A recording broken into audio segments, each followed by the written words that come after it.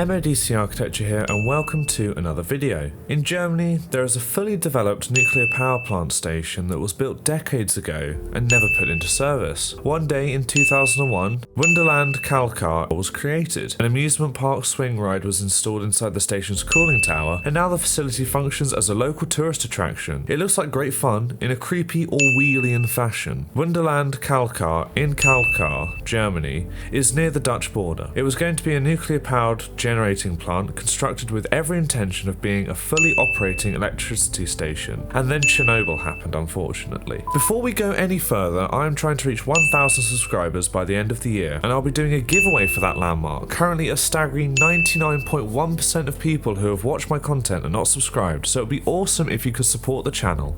Back to the video. While the facility was completed in 1985, after 13 years of its construction, and at an estimated cost of over $5 billion, the nuclear pop rocks was never switched on. Initially, some local government officials and residents were concerned about the safety of such a facility, and then a year after the plant, originally called SNR 300, was done, the Chernobyl nuclear reactor meltdown disaster happened, and so the project never was switched on. The protests against the nuclear power plant, particularly in Europe, that followed the Chernobyl disaster ultimately meant SNR 300 would never go online. Instead, years later, the land was bought up and the local community turned the facility into an amusement park with a giant swing inside the plant's cooling tower. A Dutch investor bought the 136 acres of land in 1996 for a rumoured price of just $3 million and began work on turning this nuclear power plant into the amusement park we know it is today. The park opened in 2001 and now features over 40 attractions, including the tour of the nuclear facility's infrastructure that wasn't sold for scrap, the giant vertical swing in the middle of the cooling tower, whose exterior is painted like some mountains, a rock climbing wall up the side of said cooling tower, a log ride, and a small coaster. The park claims to attract over 300,000 visitors a year, and 2/3 of the facility's buildings are still empty, so there's room for growth. There are plans for a wellness park, an indoor winter wonderland, and an exhibition centre. The park also features 4 restaurants, 8 bars, and 6 hotels. Do you think you could make better use of an aborted nuclear power facility that doesn't have any of that pesky radiation to worry about? Or do you think they're doing great with this theme park? And what do you think of the theme park? Let me know in the comments below and subscribe for more.